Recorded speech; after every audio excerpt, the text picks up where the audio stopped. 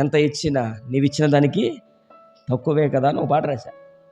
ఏమిస్తాం? పాప పరిహారం చేశాడు మనకు బదులుగా ఆయన శ్రమపడ్డాడు, మనకు బదులుగా ఆయన గాయాలు పాలయ్యాడు, మనకు బదులుగా శిక్షింపబడ్డాడు, మనకు బదులుగా మనులు కొల్పబడ్డాడు, మనకు బదులుగా తన దేహమును భయంకరమైన శిక్షకు అప్పగించుకున్నాడు, పాప పరిహారము జరిగించాడు, మన కొరకు అర్పించబడు చేత. ఏమిస్తాం ఆయనకి? ఏమిస్తే రుణం తీరుతుంది? నా గర్భఫలాన్ని ఇస్తానా? అరకులో సేవకులు ఉన్నారు, సేవకులు మా కుటుంబానికి బాగా తెలిసిన మనిషి.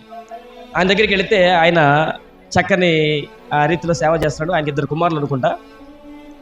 అయితే మేము వెళ్ళాము, పలకరించడానికి చర్చిలోకి వెళితే అక్కడ ఒక 25 మంది పిల్లలు ఉన్నారు. కోడి పిల్లలు బెగబెగలాడుతూ తిరుగుతున్నారు. అందరూ చిన్న పిల్లలు. ఇప్పుడు మన అశ్విత, మన అన్విత వీళ్ళ వయసు, మన చిన్న పిల్లలు, జున్ను వయసు వాళ్ళ కొంచెం పెద్ద పిల్లలు కూడా ఉన్నారు. 25 మంది ఉన్నారు. ఎవర్రా వీళ్ళు అంటారంటే, తల్లిదండ్రులు ప్రథఫలాన్ని ఏం చేశారంటే తీసుకొచ్చి సేవకుడికి ఇచ్చేశారు. ముందుగా పుట్టిన బిడ్డను ఏం చేశారు?